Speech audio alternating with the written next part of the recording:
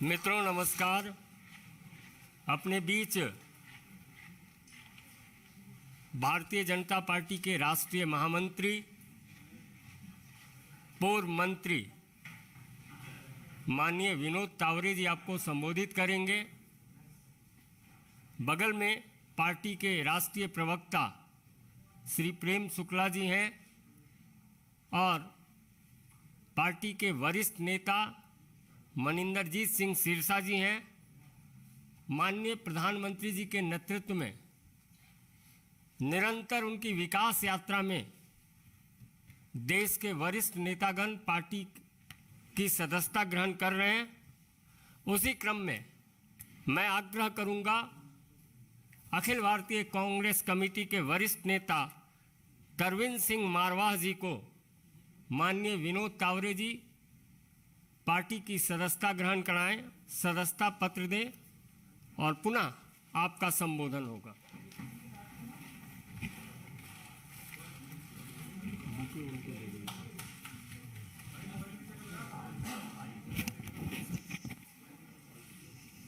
Bouquet आप दे दीजिए। हाँ।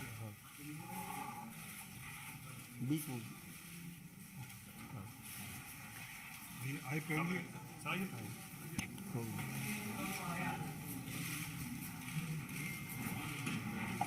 Thank you.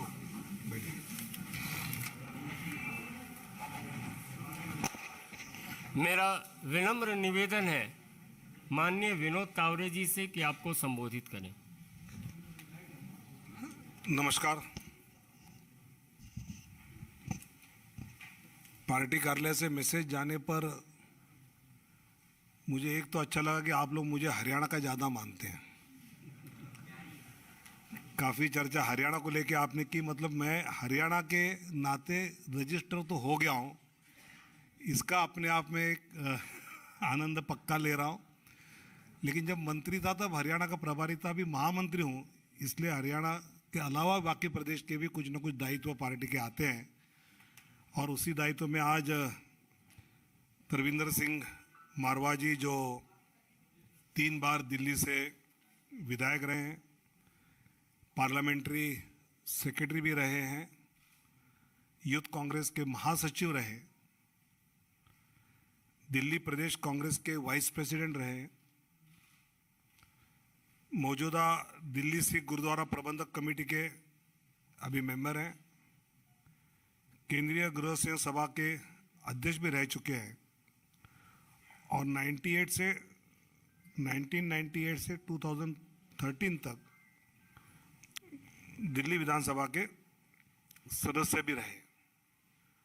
ऐसे एक सीनियर राजनीतिक नेता आज भारतीय जनता पार्टी में उन्होंने प्रवेश किया है। मैं राष्ट्रीय अध्यक्ष जगत प्रकाश नड्डा जी की ओर से, दिल्ली के हमारे सभी कार्यकर्ताओं की ओर से तरविंदर जी का बहुत बहुत पार्टी में स्वागत करता हूं और उनकी क्षमता के अनुसार पार्टी तो उनको दायित्व देगी ही, लेकिन पार्टी में वो जिस विचार से आए हैं, मुझे लगता है कि आम व्यक्ति की सेवा करने के लिए पार्टी को उन लोगों तक पहुंचाने में तरविंदर जी कामयाब रहेंगे, पार्टी को मजबूत करेंगे और पार्टी के द्वारा जनता के लिए जो करना आदरणीय प्रधानमंत्री मोदी जी को अपेक्षित है वो करने में वो कामयाब रहेंगे। यही मैं उनको शुभकामनाएं देता हूं और तरविंदर जी को अनुरोध करता हूं कि वो अपना मनोगत व्यक्त करें। सबसे पहले तो मैं प्रधानमंत्री जी नरेंद्र मोदी जी का, नड्डा साहब जो हमारे राष्ट्रीय अध्यक्ष हैं और अमित शाह जी का और साथ ही विनोद तावरे जी जो कि राष्ट्रीय महासचिव हैं, शुक्ला जी और साथ ही मेरे छोटे भाई सिरसा जी जिनकी प्रेरणा से और उन्होंने काफ़ी दिनों से कह रहे थे, तो मैं सभी का पर धन्यवाद करता हूँ कि आपने मेरे को इस पार्टी में शामिल किया। इसके लिए मैं आप सबका आभारी हूँ और धन्यवाद करता हूँ। मैं भारतीय जनता पार्टी में आज शामिल हुआ हूँ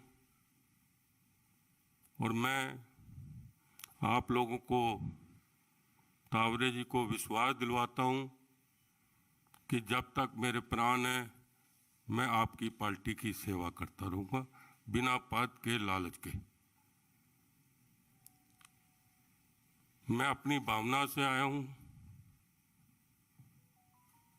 क्योंकि मेरे को पिछले चुनाव में भी अमित शाह जी ने कहा कि आप भारतीय जनता पार्टी से एमएलए लड़ लो, लेकिन उस पार्टी की निष्ठा दिखाते हुए मैंने हामी नहीं भरी। लेकिन आज सवाल जो उठ रहा है, मेरे को बड़ा दुख से कहना पड़ रहा है कि मैंने इस पार्टी के लिए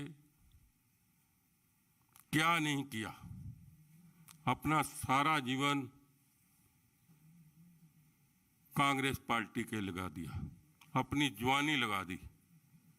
मैं डीएवी कॉलेज में प्रेसिडेंट एग्जीक्यूटिव काउंसलर भी रहा, एनएसयूआई में भी मैं ऑल इंडिया में 1977 में ज्वाइंट सेक्रेटरी भी रहा। लेकिन इस पार्टी में बड़ा दुख होके मेरे को कांग्रेस पार्टी छोड़नी पड़ रही है, क्योंकि इस पार्टी में आज कदर नहीं है। इस पार्टी में तो मैं हैरान हो जाता हूं, ऐसे ऐसे लोग शामिल कर दिए हैं जो चपरासी के लायक भी नहीं थे। अभी एक प्रवक्ता बनाया है, आप लोग उसको जानते ही होंगे, जिसको इंचार्ज बना दिया। बड़ी हैरानगी की बात है, खेड़ा है उसका नाम। वो क्या होता था, मुख्यमंत्री का पीए होता था शीला दीक्षित का। उसकी पार्टी की क्या कुर्बानी है मेरे को तो समझ नहीं आ रही। कई ऐसे जनरल सेक्रेटरी बन गए हैं जिनकी पार्टी में कोई बात ही नहीं है, कोई चीज ही नहीं है, कोई लोग पहचानते ही नहीं है। अभी मैं 1 साल पहले 9 महीने हुएंगे ऑल इंडिया कांग्रेस कमेटी गया। वहां पर क्या देखा, आप हैरान हो जाओगे। एक जनरल सेक्रेटरी के कमरे में गया, वो 4-6 लोगों को बैठा के खुद सिगरेट पी रहा है, खुद सिगरेट पी रहा है। कितनी, मैं नाम नहीं लूंगा।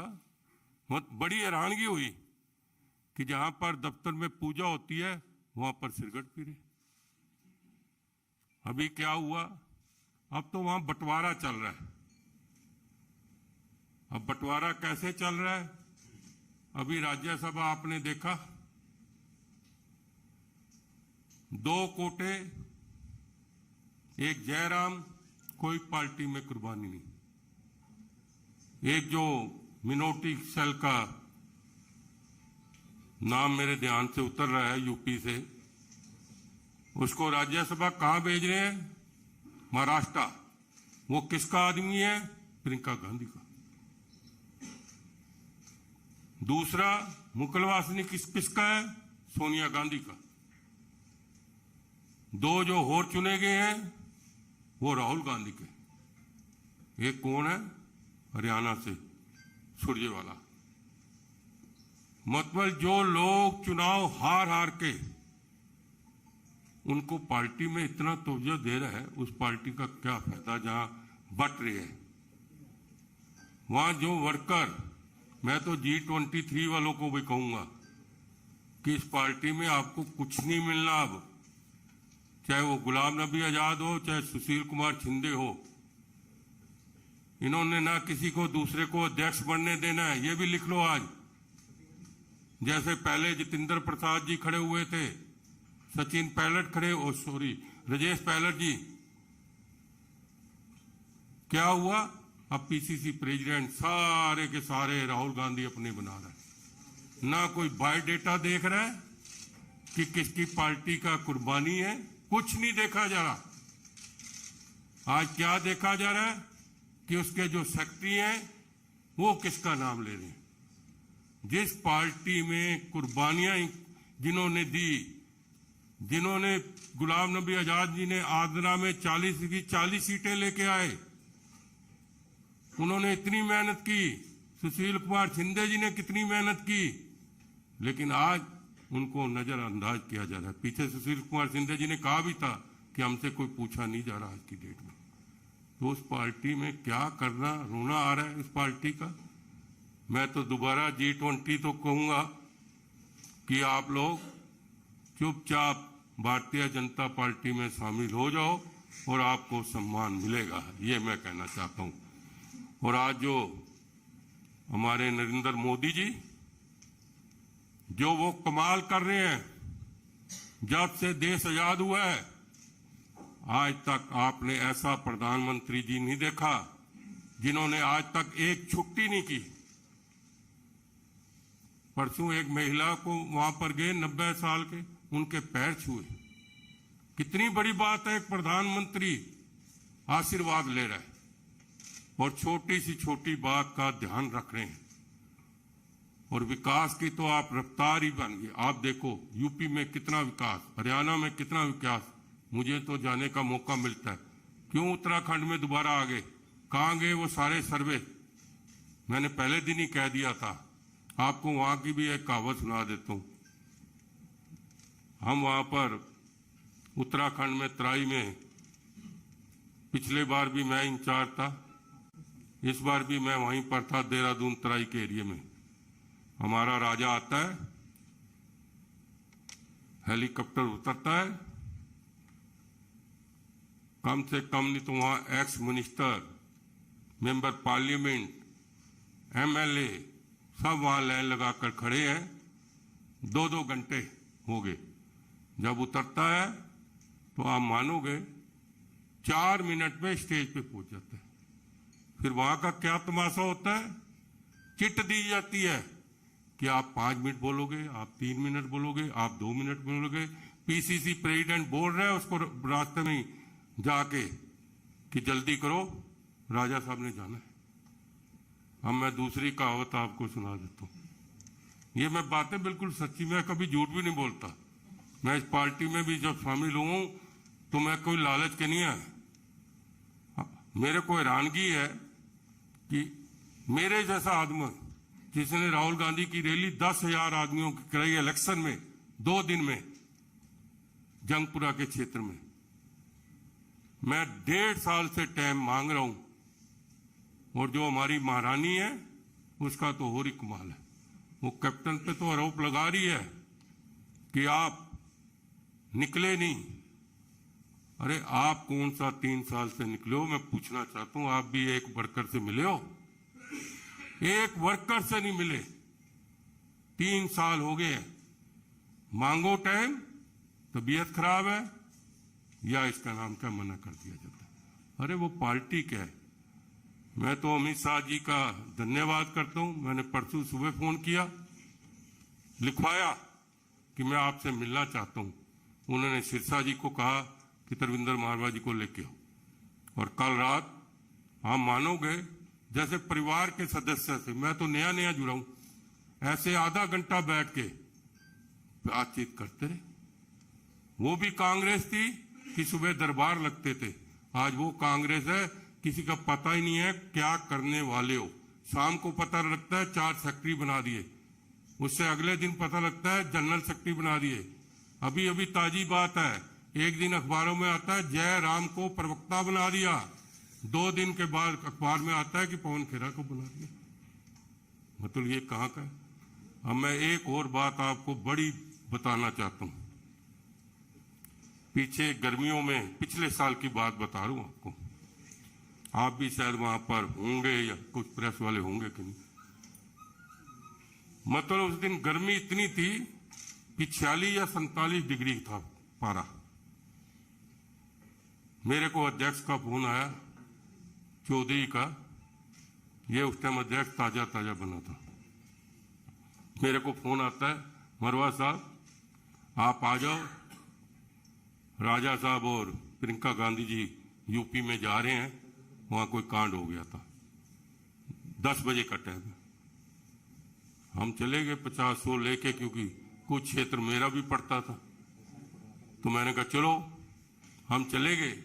आप मानोगे, बिना पानी के 4 घंटे हो गए हम लगातार वहां पर, कम से कम नहीं 1000 कार्यकर्ता था, और वहां ना कोई पानी की व्यवस्था थी, कुछ नहीं था, और गर्मी 46 डिग्री थी। ये पिछले साल की बात बता रहा हूं। वो ये जो पुल है, जो नया जो निकलता है, ये DND वाला पुल, जो यहां से जाना था, बड़ी हैरानगी हुई उस दिन। तो मेरे को रोना आ गया कि किस पार्टी में हम। गाड़ियां आई 8-10, हॉर्न मारती आई, राजा साहब फोन पे लगा हुआ है, वर्कर चिल्ला रहे हैं, और पुलिस वाले मतलब कि सायरन मार के गाड़ियां निकल गई। किसी को ये नहीं कहा कि बाय बाय कर दो, फोन पे लगे। अरे मैंने कहा हम 4 घंटे हो गए, हमारे जैसे पागल आदमी यहाँ पर खड़े हैं, और बड़ी हैरानगी की बात है, कोई ये छोटी मोटी बात नहीं है। मैं कह रहा हूं मेरे को इतने चक्कर आ गए, फिर मैं एयर कंडीशन गाड़ी में जाकर बैठा तो अपनी मतलब की, हम मानोगे ऐसा राजा, मतलब किसी का पता ही नहीं। अरे एक बार शीशा खोल के बाय बाय तो कर दे, उसमें तो पैसे नहीं लगते हैं? आप लोगों के साथ होता है कि नहीं कभी? तो फिर आप बताओ कि इसका क्या कहना है। मैं एक बार फिर आप प्रेस वालों का भी धन्यवाद करता हूं, खासकर प्रधानमंत्री नरेंद्र मोदी जी का धन्यवाद करता हूं कि आपने मेरे को पार्टी में शामिल किया। नड्डा साहब राष्ट्रीय अध्यक्ष जी का धन्यवाद करता हूं, और साथ में ही अमित शाह जी का धन्यवाद करता हूं, जिन्होंने कल रात को हमें टाइम दिया। सिखों की कुछ बातें भी थी, जो समस्या थी उस पर भी चर्चा हुई, और साथ में मैं आज तावरे जी को एक बार फिर विश्वास दिलवाता हूं कि आपकी पार्टी के लिए खून भी देना पड़ेगा अपना, और जान भी देनी पड़ेगी। मैं आपकी पार्टी के लिए हमेशा तैयार रहूंगा, तत्पर रहूंगा, ये मैं बताना चाहता हूं। और हमने नरेंद्र मोदी जी का और अमित शाह जी का और नड्डा जी का और पूरी भारतीय जनता पार्टी का, और खासकर मैं सिरसा जी जो मेरे छोटे भाई हैं, इनका धन्यवाद करता हूं कि इन्होंने प्रेरणा देके अमित शाह जी से मिलवाया, और मैं आज भारतीय जनता पार्टी का सदस्य बना हूं। और मैं बीच बीच में आपको सारी कहावत सुनाता रहूंगा, अभी समय की कमी है तो फिर मत कहना। जय हिंद, जय भारत माता की। अब बड़ी कॉपी होगी।